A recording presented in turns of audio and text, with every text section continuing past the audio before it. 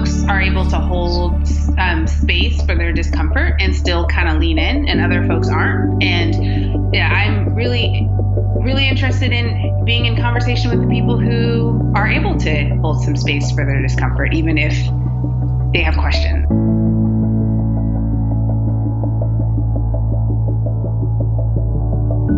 I first met Christena Cleveland across the street from a conference, where later that day she'd speak on issues of race and the long road toward unity among Christians. Her presentation was 3 minutes long. I left that conference with not just what I heard from Dr. Cleveland on stage, but eyes somewhat newly opened to a system and a culture that was comfortable nodding towards that which was non-white and non-male, but far less interested in fully investing. I also left with an awareness of my own complicity in that system, in that culture.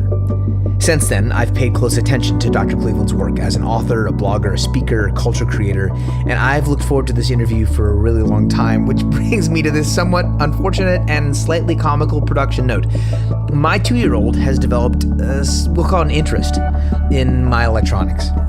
And just before I got Dr. Cleveland on the line, she was playing around with the input controls. You'll hear my voice peak and distort off and on through this conversation. That said, Dr. Cleveland's voice is clear as day and full of wisdom for the moment we are in.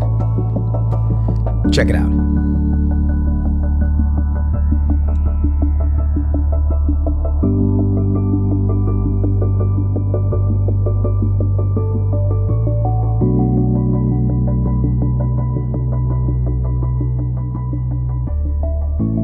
Where are you calling from right now? Where are you actually? I'm at home in Durham, North Carolina. You're in Durham. No, you're not from North Carolina. Oh, God, no. No, I'm from California. I know. I know. I will come back to this. You were out here for the Olafur Arnold show a little while. We'll come back to that in a minute. But you grew up in California. Mm-hmm. You're now in North Carolina. Do you have a place, or do you have multiple places you consider home? Where's home for you in your heart? That's a really good question. Probably New Hampshire, because I went to high school and college there, so I feel attached to it. I'm actually heading to New Hampshire this week to speak there. So yeah, strangely New Hampshire, but I left home when I was 15 to go to boarding school. So even though I grew up in the Bay Area, I haven't lived there in over 20 years, almost 20 years now. So is that a matter of like the time you spent in New Hampshire? Like, why is it just? It's just coming of age. Okay. You know, like I think I had to become an adult because I was at school, right. And I think my faith changed a lot during that time because I was on my own. So it became more personal to me. And I just think it's beautiful. It's very true. Yeah. So I don't know that I'd ever live there, but when I think of, where I feel like I'm returning somewhere and even this weekend, like my high school basketball coach is driving over an hour and a half to come see me. Oh my gosh. And hang out with like an old college professor who was like so significant in my spiritual formation. So in a lot of ways, very important people in my life live there or have lived there too. Yeah. So, and my best friend lives in Boston. So, that's another, New England connection that I have. Yeah. Yeah, I the more I've picked up on the Bay Area connections for you, I don't think I knew early on that you had like a Bay Area tie, but then when you came out for the show, I was going to go to the show, and then a few things came up, and I'm an Olafur fan. I'm a huge fan, and I love him. Yeah. In fact, I was going to ask you, sort of connected. Are you familiar at all with Slow Meadow? No. I'll send you a recommendation. There's so much part of what he's sort of like he hits me in a similar way as Sigur Rós does, where it's like there's stuff that functions in the same realm, but not with the same focus and expertise. Like he's like really actually up to something there, where it feels like a lot of other folks in that musical genre are like tinkering. Like he feels like he's like found something. He's focused. He's actually working with material. Oh, he's so much more sophisticated than so many others. And I think you're a music person, right? You have been, yeah. Yeah. Okay. So, I mean, I'm not. So, I mean, I was like in an a cappella group in college, so I'm not like a legit person, but I can just, his work is, so what's interesting is so I've seen Olafur 3 times in concert, just because like I love him that much. And that's like so rare for me. I don't really do that kind of stuff, but, I saw him when he was in New York last summer, in a really small venue in Greenwich Village. And then I saw him in January. And when I was in January, I invited my sister, but she was unable to come. And so at the last minute, I invited my friend Marlena, and they are 68 years old and have been practicing Buddhism for like 30 plus years. Yeah. And they said like, this was transformational, I feel like I had a really deep spiritual experience. Yeah. And then they afterwards bought his CD. Which is amazing that he had them, but... Yeah, right? But I think what was interesting, and one of the things that was really neat about me and Marlena being there is obviously we're like an intergenerational friendship, and he has tons of like hipster, millennial, urban types. And then he also has, because of the Broadchurch soundtrack, like half the audience was like baby boomers and older. Oh, and yeah. so it was actually pretty fun for Marlena because they were like, they didn't feel out of place at this like concert, because they didn't know exactly what, like they knew that I like him a lot, but they didn't know what to expect. So I love that.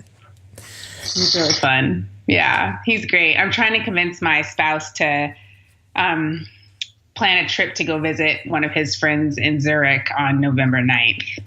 To go catch another gig? November 9th. And I'm like, oh, because it'd be so fun to be there. He's like, it'll be cold. I'm like, but it's beautiful in Zurich in the winter. And he's like, really? Why? I'm like, because Olafur is going to be there. Yeah, there you go. But we're planning a trip anyway. I mean, we want to go visit his friends. So it's kind of like, well, why not go then? So we'll see. I don't know. But yeah.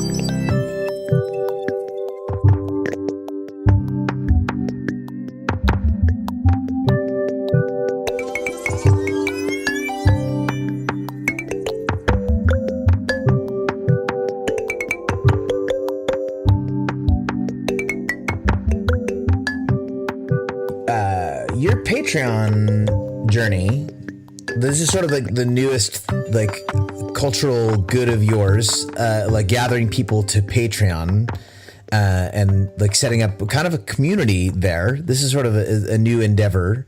Can you talk a little bit about, like, for folks who've seen you about and are wondering like what specifically this is? You've decided to gather people to Patreon. Why? What are you actually up to there with Patreon? Can you describe what you're trying to do? Sure. I blogged my little heart out for years, back when people used to blog. And I enjoy that process. At heart, I'm a public theologian. And so I've always felt relatively comfortable sharing ideas very publicly and very like vulnerably, in the sense that it hasn't gone through 8 rounds of revisions and peer reviews, and I maybe don't 100% agree with everything I'm saying, or it's not finalized, but I'm just putting it out there in conversation, because I think we need conversation starters, and I'm willing to be that person. So I enjoy that.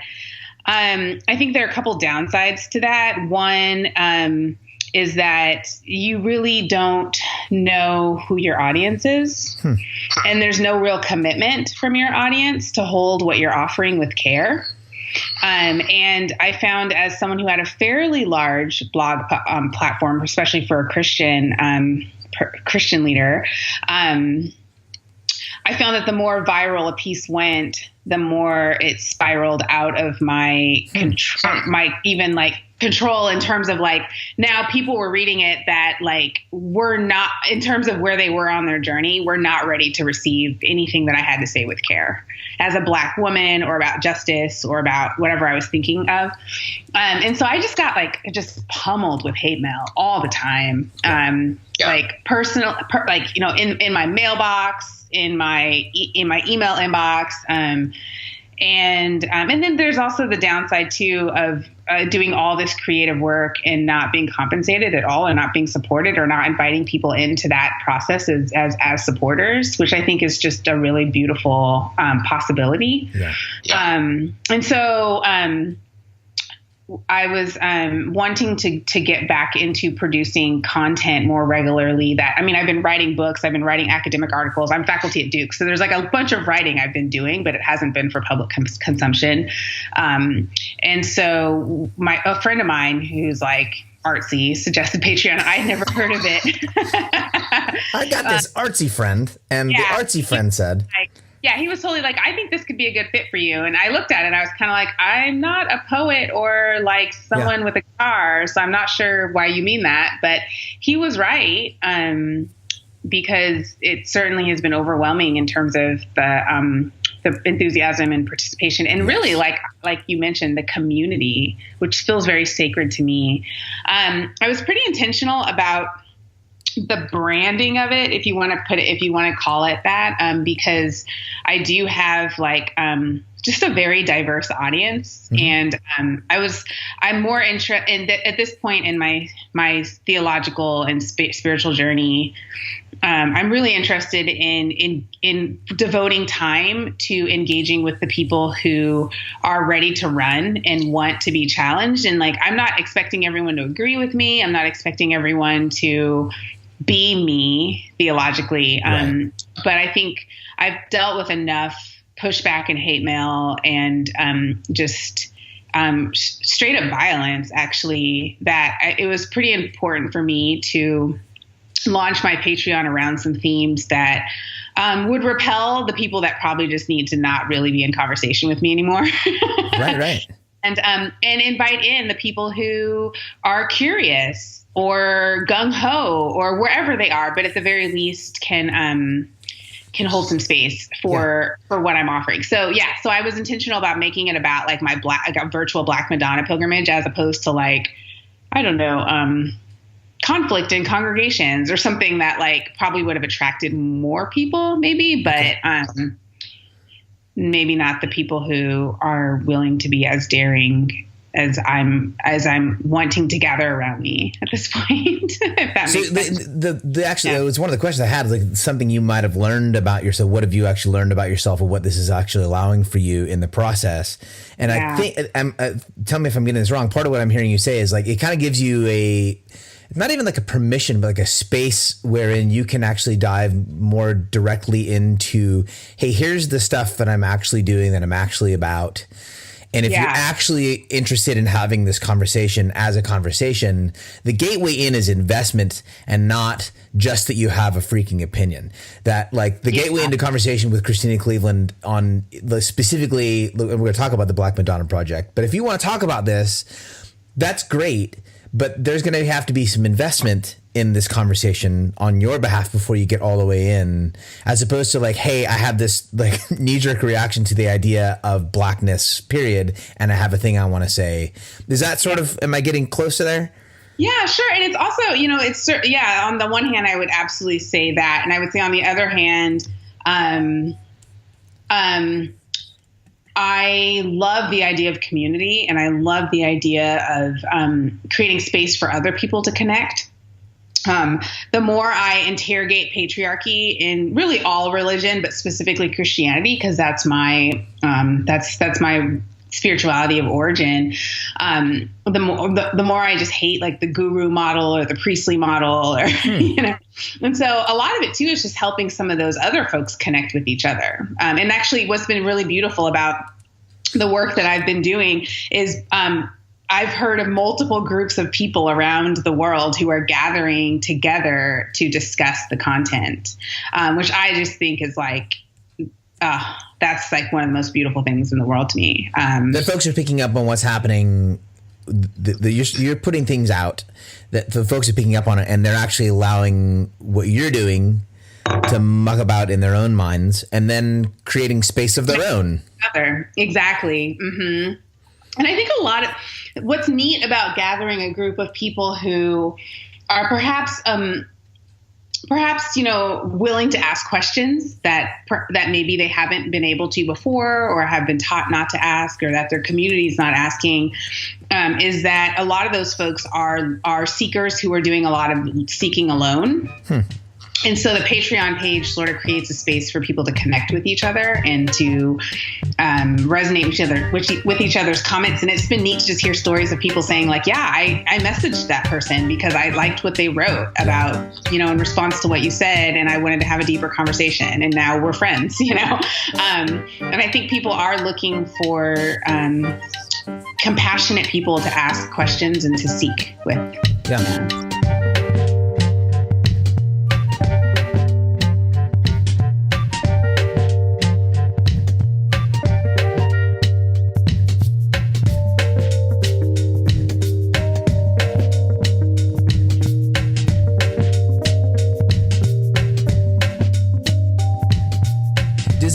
Does that trust of that kind of person? So I want to talk about being a public theologian, because you said a couple of things that are really interesting for me. One is when you're talking about being a public theologian, that what you are doing is you're allowing folks to bear witness to your own process. That you're comfortable saying publicly things that like I'm 70-80% on this, but there's stuff that I'm not totally sure. I might disagree with myself in a couple weeks. The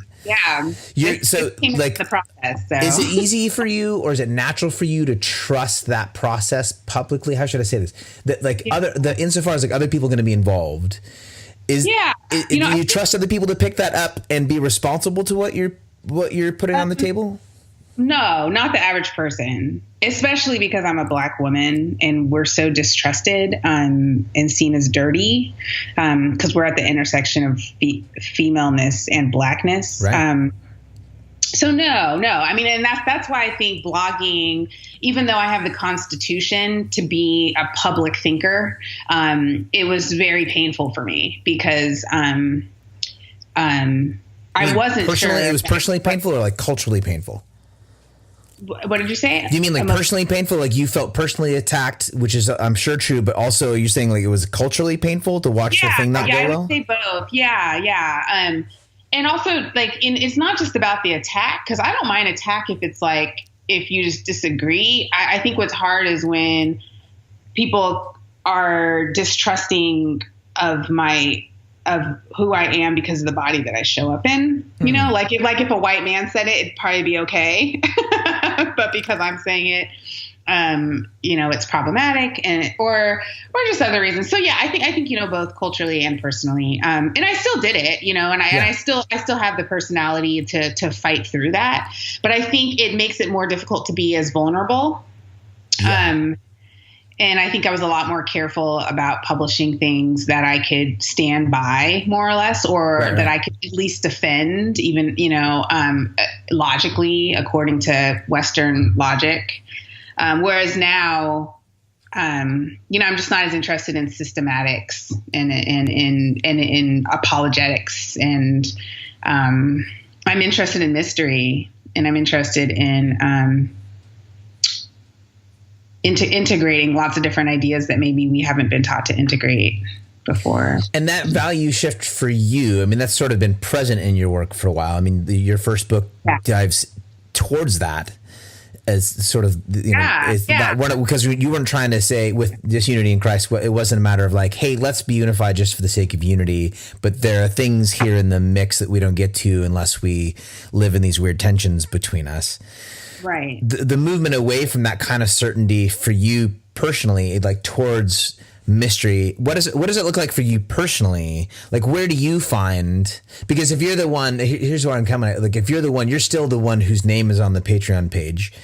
So how do you, like, how's it work in your heart, your mind, to be in spaces of mystery? Are there particular places in which like, hey, here's here's something that's on the table for me, and I'm processing aloud. Like, what's it look like for you to do that personally and then share it publicly? Totally. Yeah. So the series that I'm wrapping up right now, the Christ Our Black Mother, 7 Last Words of Christ Our Black Mother series. Yes. I got that idea and was just like, I have no idea what's going to come out. Right. Can you, for listeners who won't know what that is, I've been pushing that through Instagram, what have you. But for listeners who are like more unfamiliar with you, you're doing this Lenten series, the 7 Last Words of Christ Our Black Mother. Can you like give a quick, like, this is what this project is, and then dive in?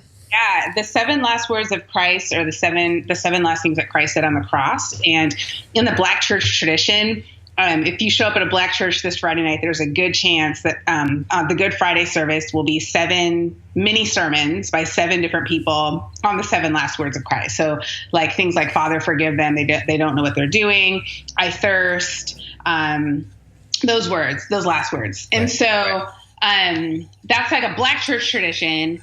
So I wanted to examine those words, those 7 last things that Christ said before Christ died, but also think about how the fact that we only associate Christ with maleness and typically whiteness, although there is some Black liberation theology that, identifies Christ as Black on the cross, but for the most part.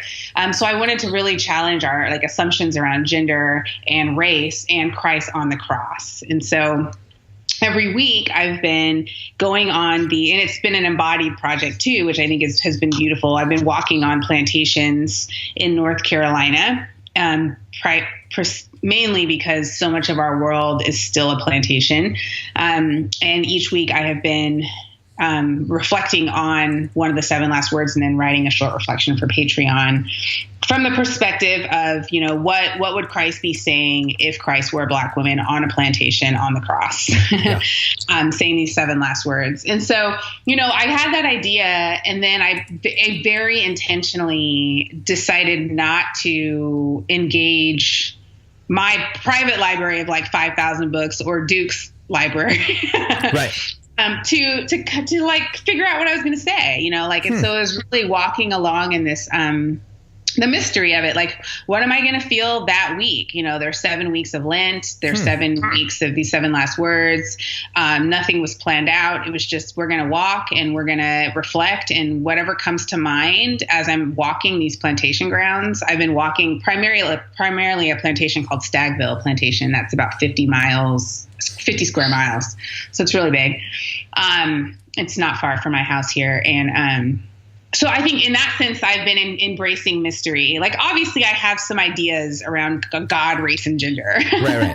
And I have some ideas about what it means to be a Black woman. And I have some ideas about plantation life and history. But it all coming together has been very, like, I sit down for no more than 60 to 90 minutes and just write after I go for a walk. And whatever comes out is what comes out. And so by not referencing your book collection or Duke's book collection, I think what I'm hearing you say, tell me if I'm getting this wrong, is you weren't looking for confirmation that your ideas were landing in some sort of like academic or cultural context. You were literally letting this idea, or can I defend this, or no, none of that. It's just, what am I feeling?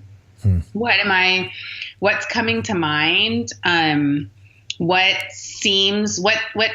feels right?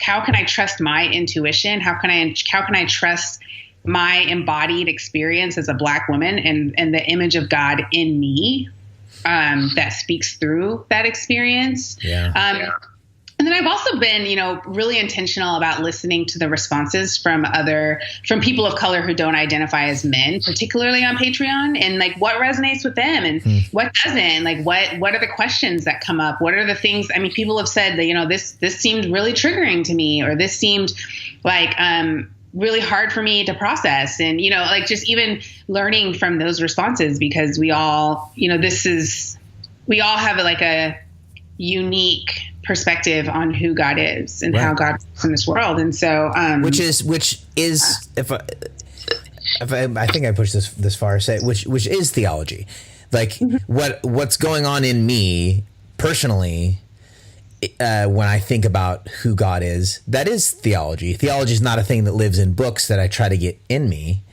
Theology is actually happening in me, which is part of what you're getting after is like, instead of trying to find a theological context in a book or a library for what's happening in you in these reflections, it's enough for you that this is what's happening in you to share it publicly. And you're sort of leading out to lead folks into, hey, what's happening in you is actually the thing that counts. Like that's not just whether or not you can find it in a book or find it in some other broader theological context. Is that yeah. And how is it transforming, cause like, I think so much of theology is dead, and I think good theology should transform us. And I was actually talking with someone about this last night, another Black woman. I was just like, if my heart is softer, if I have more love for myself and more love for my neighbors, then I had an encounter with God, whether it was at church or whether I was walking in the woods or whether I was reading a book of Buddhist poetry, and so just using a different metric even of, what counts as a spiritual experience or a theological experience. And and so I think something like the 7 last words of Christ, our Black mother, is scary to some people. And when, or threatening, and so some folks are able to hold, space for their discomfort and still kind of lean in, and other folks aren't. And I'm really, really interested in being in conversation with the people who are able to hold some space for their discomfort, even if they have questions or something doesn't sit right,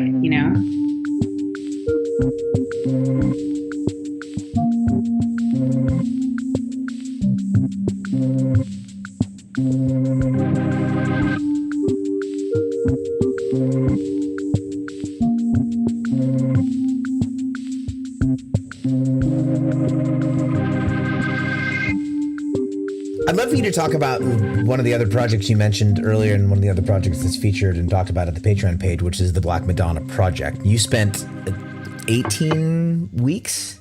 Just 5. I wish it was 18. No, there were 18 Black Madonnas. Is that what it was? Oh, yeah, 18 Black Madonnas. I'm getting my number. I was an English major, philosophy minor. I don't do numbers. So you spent 5 weeks traveling to these 18 locations with Black Madonnas. Can you talk about the impetus for the idea? Talk about the project. Talk about your process. It's a fascinating.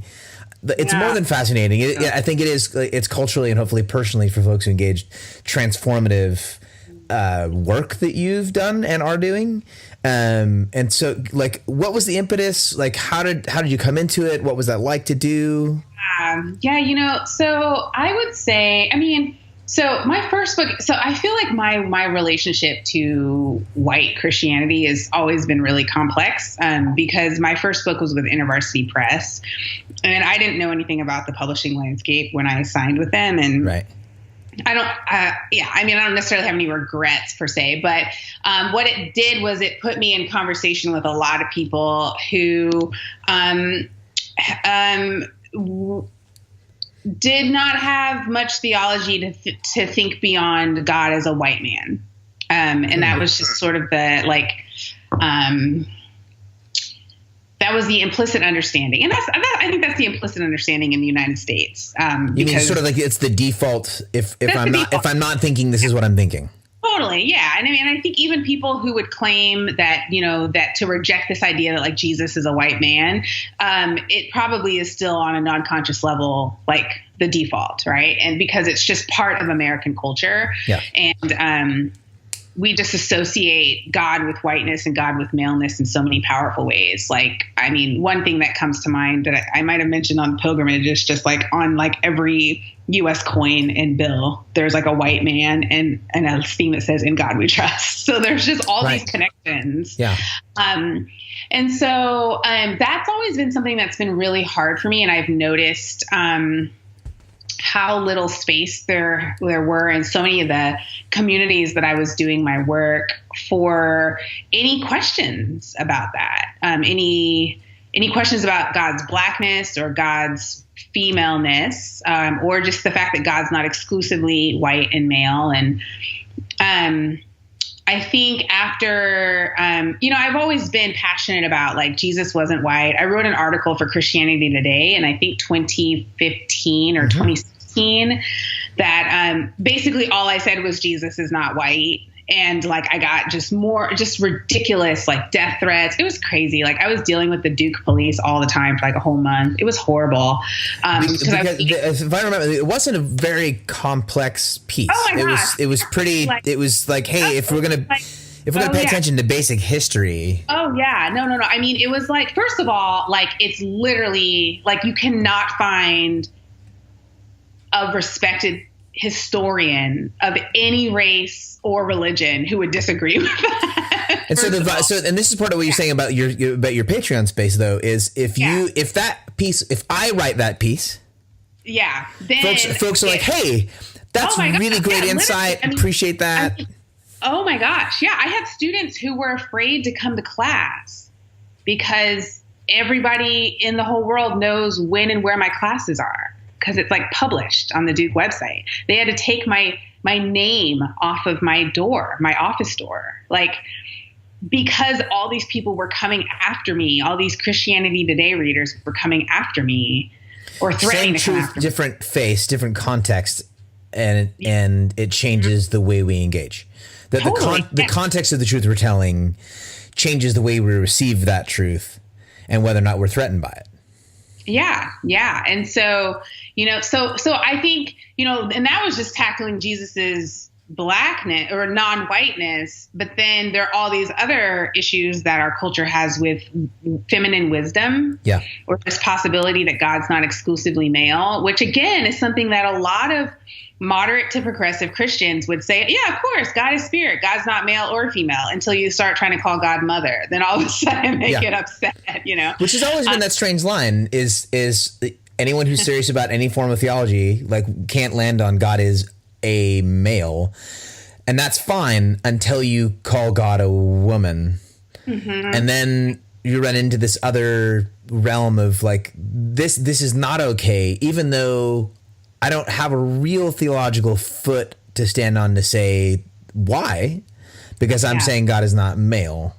Mm-hmm. Yeah. I mean, it's so deep. I mean, the misogyny and the white supremacy that runs through our culture. I mean, it's so deep and we've just been raised in it, And so, I think even though I was very aware and I had been kind of like a national justice leader around racism in the Christian church, I don't think I had really interrogated sexism or misogyny in the Christian church to the extent. I mean, like I was aware of some stuff. Like I lived in Minneapolis for 5 years. I knew that I would never be invited. I preached at Greg Boyd Church multiple times. I knew I would never be invited to preach John Piper's, right? Like, I mean, there's stuff that like I didn't even waste time thinking about. Yeah. But then when Trump got elected, I actually was shocked. Like I wasn't shocked that he got elected, but I was shocked when he boasted of sexually assaulting white women, because I was like, wow, like they're definitely going to come to the defense of their own women. What I mean? Like, and so I think that was a major turning point for me when I realized, I think I don't just have issues with white God, I have issues with male God too, or exclusively male God, actually. And that's when, right after the Trump's election, I did a deep dive, and I was just like, what are and since my spirituality is rooted in Christianity, it continues to be, I was like, are there any, like, talking to my spiritual director, talking to some of my like kind of older and wiser, a little bit more eccentric Christian friends, I was like, are there any images of God as Black and female, like in the history of Christianity, right. And then that's when someone pointed me to the Black Madonna, and I was like, what? And it was one of those experiences where it's like, January 2017 or whatever. So 2.5 years ago, a little over 2 years ago now, when it's like in one afternoon, I became a devotee, like I was just like everything in my soul was looking for this image of God, this metaphor for God that identifies with the marginalized, but specifically women of color who are marginalized and who is embodied and connected to the earth, and often shows up in like forests and on mountains and in like lakes, and who is hidden, is like a major force within Catholicism. Yes. But has still been very much hidden and stamped out by patriarchy in both Protestantism and Catholicism. And so I just read and read and read and read. And I feel like I just adopted her for myself. Okay. As a metaphor. But visual. But I mean, like, for me, it's really important that like it wasn't just the idea of blackness and femininity. It was an actual visual. That was like, there's like an actual visual representation. Oh, totally. Because all throughout Duke Divinity School, there are pictures of white God all over the place. Stained glass windows, sculptures. You go into Duke Chapel, tons of pictures of white male God.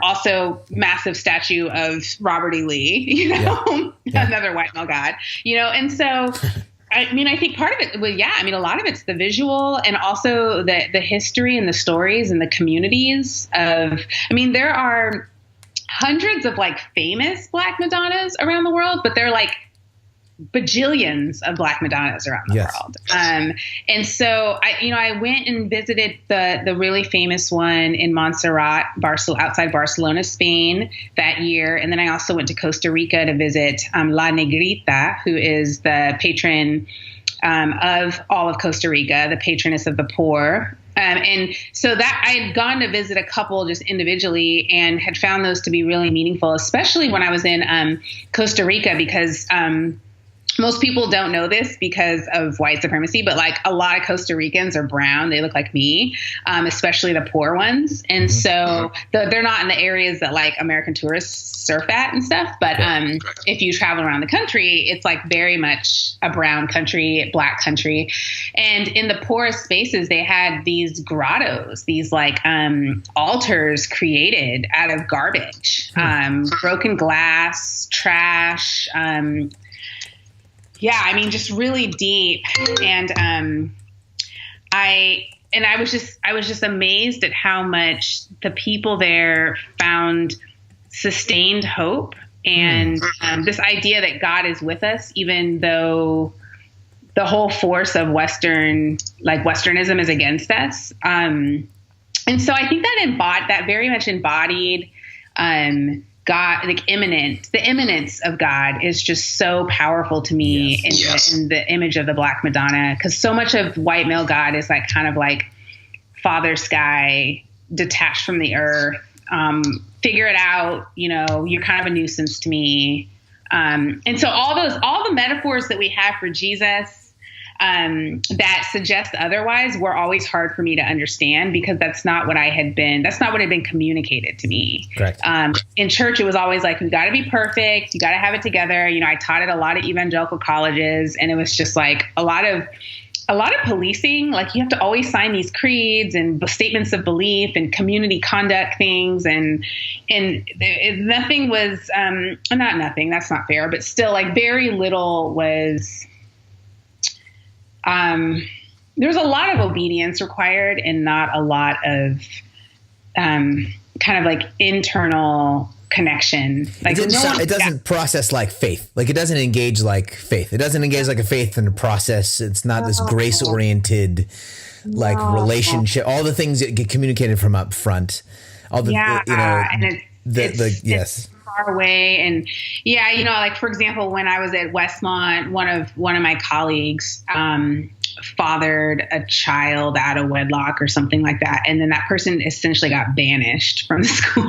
Just like stuff where it's like, what is going on here? Like, it was like, some decision made from on high, so just a lack of relationality. And so I think when I finally encountered the Black Madonna and all that she stands for, and all that, and the fact that she's like all over the world. There are Black Madonnas on every continent. Well, maybe not. I don't think I've seen any in like Antarctica, but every other continent I've at least heard of them. Which is just really powerful. So then this past year I've been on leave from Duke. And so, even though I'm a newlywed, I talked with my husband. I'm like, hey, I'd love to go do a long pilgrimage. I actually do a lot of pilgrimages. Just in my practice. Some of them have to do with Olafur. Some of them don't. Right. And so, I thought, why not take this time to go and visit a bunch of Black Madonnas, especially because this region in France is just like a hotbed. Like there were like 55 or so of pretty famous ones in that region. And then when I connected with my friend Jonathan Stalls, who runs Intrinsic Paths, which is like a contemplative walking organization, he's the one who convinced me to walk it. As a way to reconnect with the earth and my body as a Black woman. And so I walked a little over 400 miles in that 5 weeks. So I walked to most of them. And I didn't use any private transportation the whole time. So it was really neat to connect with communities on the ground. And I have just so many amazing stories of just connections that I made with people. And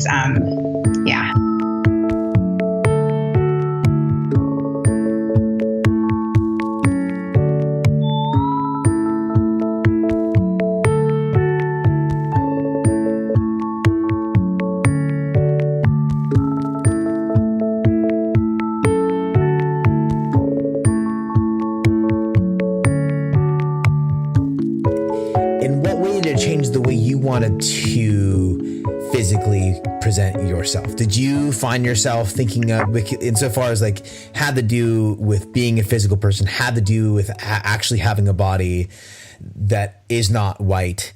Like, did you find yourself thinking and rethinking like how you present yourself publicly?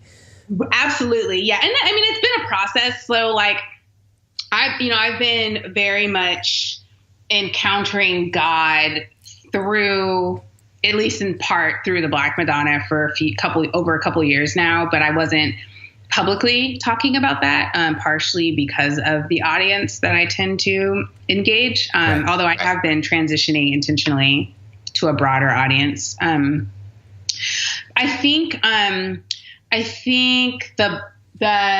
process of seeing myself in these just incredible images of God in these incredible spaces. Like so I visited 18 Black Madonnas. Not all of them are in these like cathedrals. So not all of them are in these like super impressive spaces. Some of them are in like teeny tiny village churches where like I had to walk like 3 days just to like get to the village. Yeah.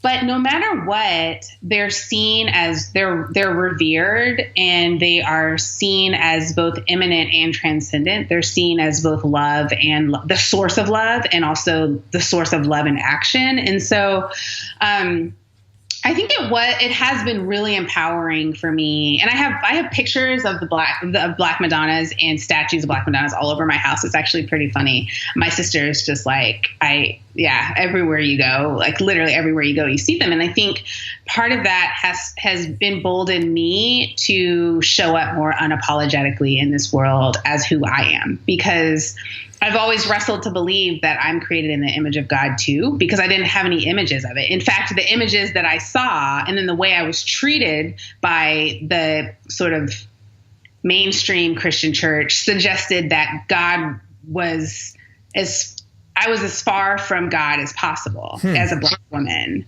And so, and just even like, I mean, I've been reading a lot about like the way Reagan, who really worked hand in hand with the Christian right, just slapped this like welfare queen label on all black mothers are like potential welfare queens, and so like rather than seeing like Black motherhood as divine, which is what it is, like we've been just given these labels that suggest that we're the opposite of divine. And they're like across our entire culture, these labels are used and applied and impact social policy and impact incarceration rates and whether your, kids get put in the foster system or not. So, so I think just growing up in this culture and, internalizing so many of those beliefs, it was really powerful for me encounter all these images in the United States that I was able to find in like vintage shops and just online or whatever. And then also to go and to walk and to see these images and these statues that are still standing after all these wars. I mean, like, there's so many stories of people in these villages, like especially the women in these villages, like saving the statues from wars and bombs and from like Roman troops. I mean, some of them are like 1,500, 1,800 years old, and have been cared for by their community. Which in and of itself is this unbelievable. It's this wonderful confirmation that this is not like, which is often the way. Something like, what seems like the introduction of blackness into theological conversations. Like this is new idea that these liberals have brought to the table to make things complicated. Yeah. But that's not even remotely the case. It's whiteness that is newer to theology. Okay. Yeah. The first image that we have of Jesus is this like beautiful Coptic fresco from 235. And Jesus is black and surrounded by black and brown people. That's the earliest known image we have of Jesus. Yeah. So white Jesus is the he's a new kid on the block. Is the new kid on the block. To make a white reference. Yeah.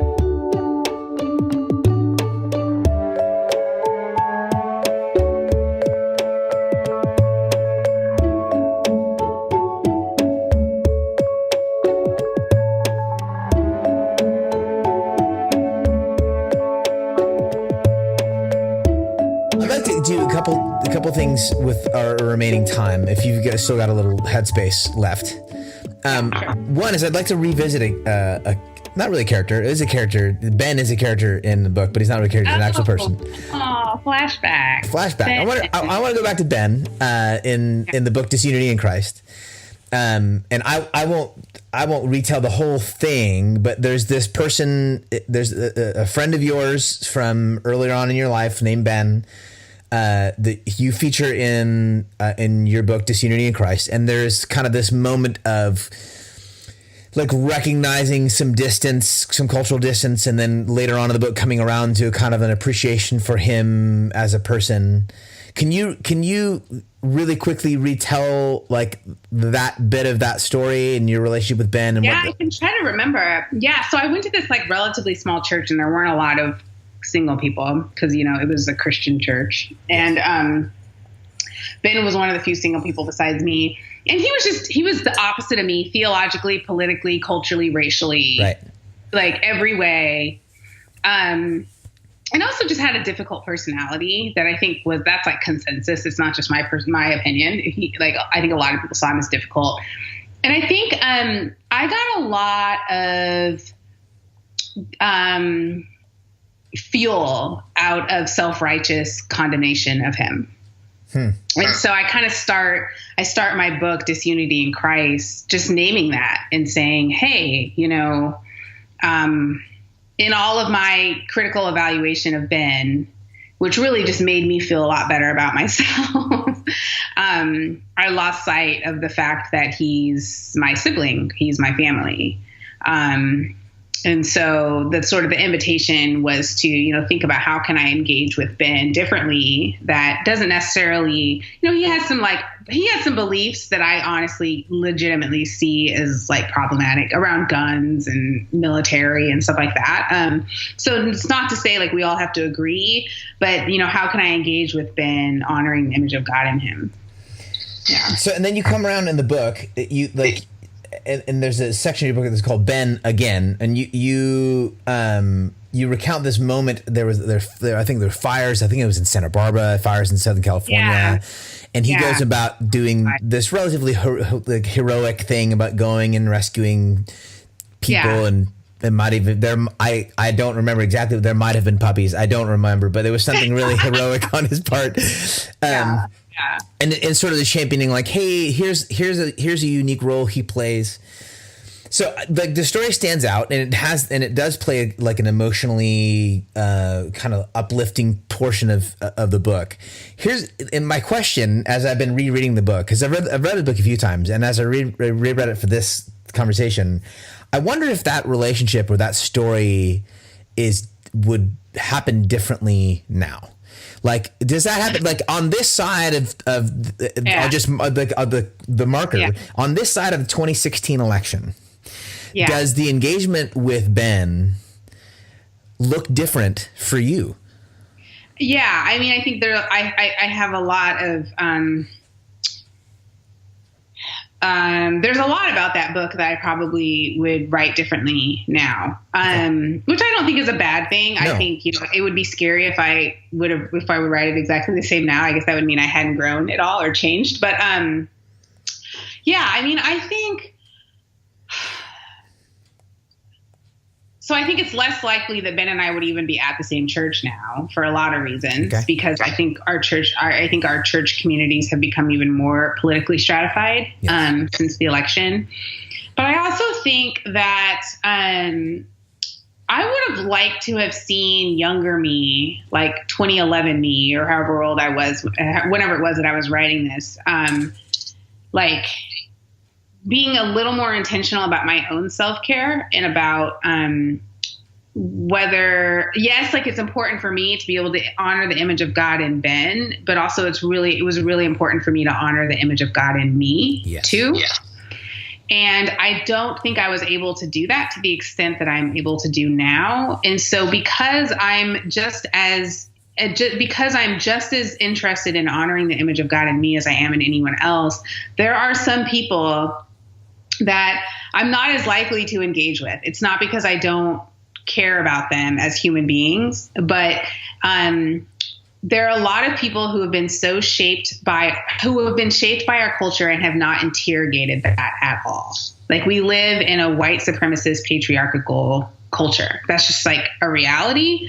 And we're shaped by that because we're social beings who are influenced by the sermons we hear and the music we listen to and the people who are on our Supreme Court and the teachers that we have. And I think all of us have to interrogate that. Like, how have I been shaped by this culture that automatically values whiteness and maleness over everybody else?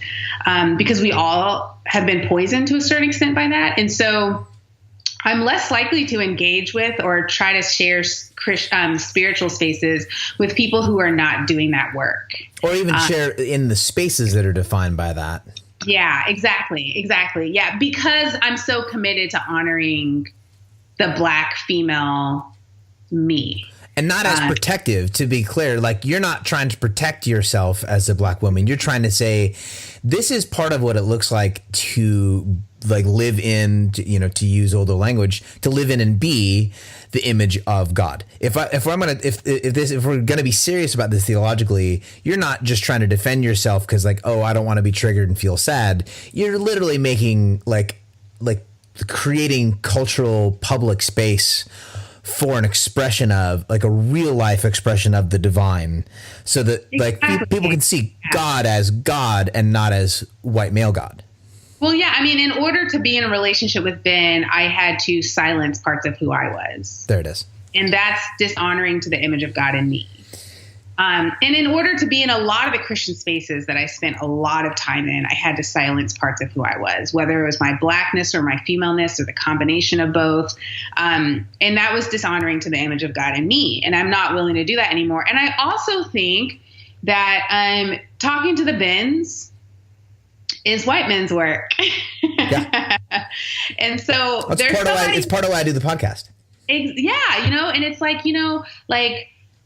I think part of my need to be Ben's friend came out of an agnosticism, which, hey, I respect you if you're an agnostic, but I'm not an agnostic. I am someone who believes in God. And so what was interesting was I was engaging with all these communities and individuals, cutting off parts of who I was in order to do that, because I thought, well, if I don't do it, then who will? Yeah. Which is like, well, why do I claim to believe in God if that's what I think? That's really strong.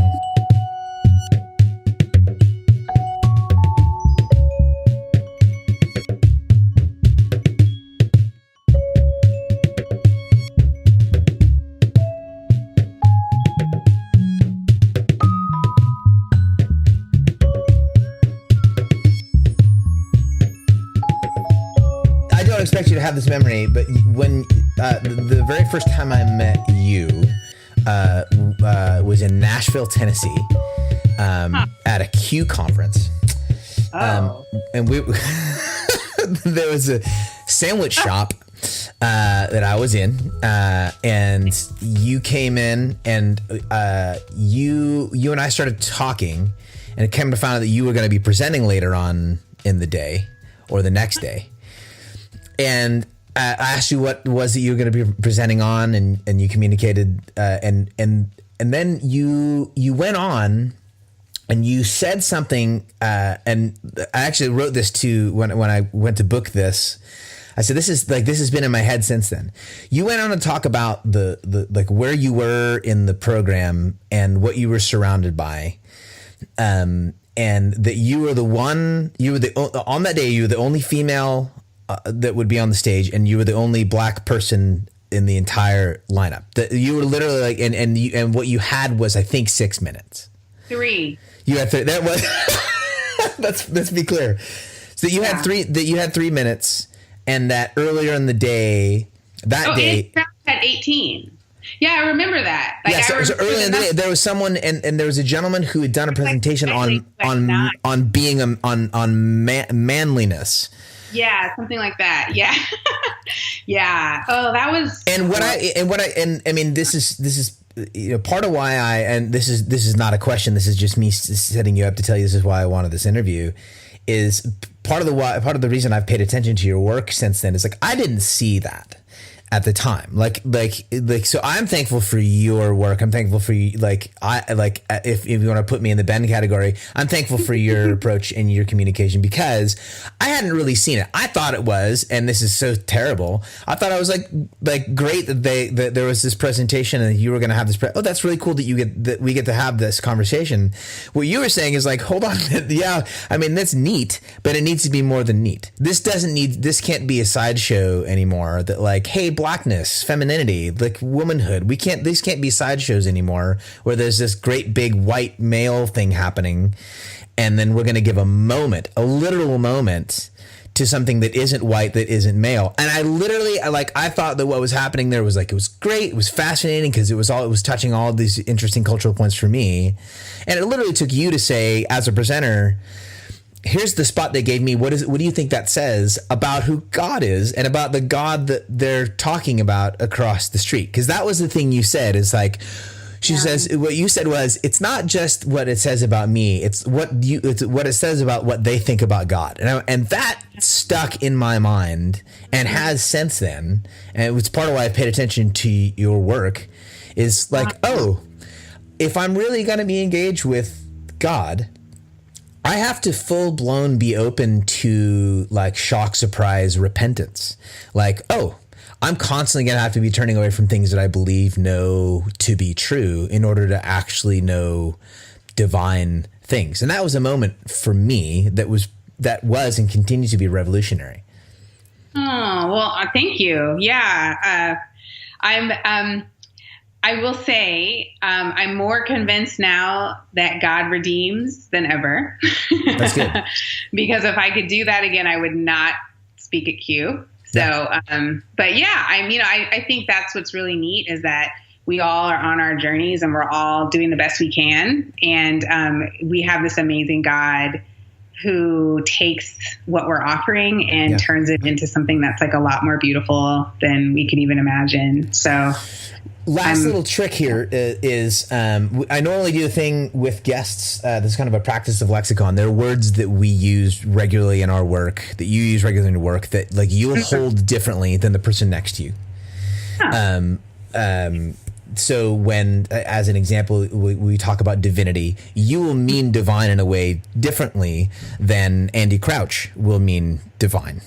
Not on the whole broadly, you're in a completely different category, but as like the sort of on the spectrum of, and the sort of like the broad glance at what it looks like for something or for divine to be reality, you're holding that differently. So I'd love to walk through a few words here. And the way it works is I'm just going to say the word. Okay. And then you can either define the word, you can tell a quick story, like whatever it is that comes in you that's sort of definitive of how that word sits in you. like you go for it until you're done, and then like we'll kind of walk through the list. Okay. Theology. Practice. When I think of theology, I think of my practices. And it's so funny that I'm going to quote Stanley Hauerwas because I don't often. But he says, people don't have values. Used cars have values. People have practices. Strong. Yeah. And when I think of theology, it's like, what am I doing? How am I interacting with the world? That's my theology. Christ. Is a Black woman too. Blackness. Blackness is the image of God in Black people. That's a James Cone quote. That's a gorgeous quote. The divine.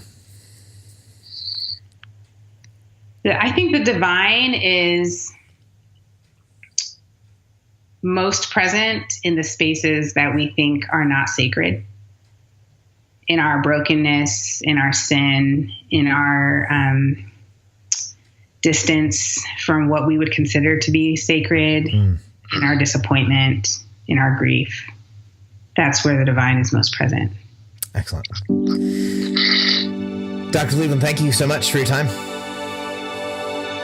Thank you for inviting me. It's nice to be to reconnect in this way. It's just a cool full circle. So. Amen. Have a good rest of your day. See you. Okay, thanks. Bye. And thank you for joining us for this episode of the At Sea podcast. If you'd like to follow up with anything Christena Cleveland is doing, you can find her at Christena with an E, Cleveland.com.